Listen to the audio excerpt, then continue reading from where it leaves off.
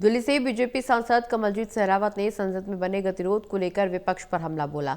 कमलजीत सहरावत ने दिल्ली वायु प्रदूषण के मुद्दे पर कहा कि सरकार इससे निपटने के लिए प्रयास कर रही है।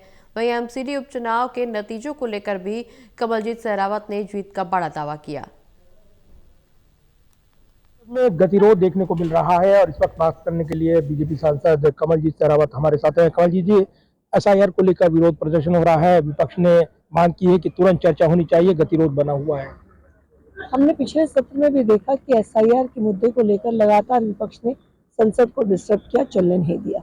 उसके बाद बिहार का चुनाव हुआ, बिहार की जनता ने बढ़ चढ़कर लोकतंत्र के इस पर्व में हिस्सा लिया और अपना निर्णय दिया। एसआईआर होने पर बिहार के चुनाव में हमें कोई एक भी घटना ऐसी देखने को नहीं मिली जिसमें जनता ने कहा कि हमारा वोट नहीं मिला, हमारा वोट कट गया है या हमारे साथ कुछ घोटाला या धोखेबाजी हुई है। तो इस तरह से बिहार की जनता का मत आने के बाद मुझे नहीं लगता नहीं कि एसआईआर पर कोई भी सवाल बाकी है।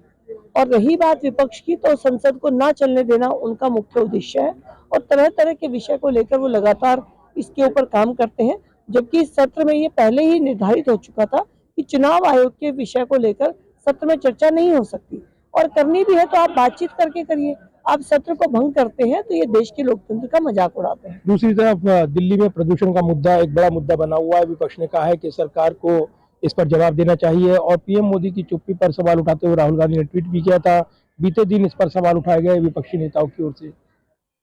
प्रदूषण पर सरकार लगातार काम कर रही है। दिल्ली सरकार ने प्रदूषण के दिन शुरू होने से पहले ही, यानी सितंबर अक्टूबर से ही दिल्ली के हर रोड के ऊपर वाटर स्प्रिंकलर्स को फिक्स कराया था। जो हमारी बाकी जितने भी जो हमारी एमआरएस मशीन होती है सफाई के लिए, उनको डिप्लॉय किया और जेटिंग मशीन सबको परचेज करके लगाया। तो सरकार अपनी तरफ से पूरा काम कर रही है और सरकार एक स्टडी भी कर रही है कि इस प्रदूषण का क्या कारण है, ताकि उसके ऊपर उसी तरह से काम किया जा सके। और पीएमओ ने भी 18 डिपार्टमेंट से रिपोर्ट मांगी है।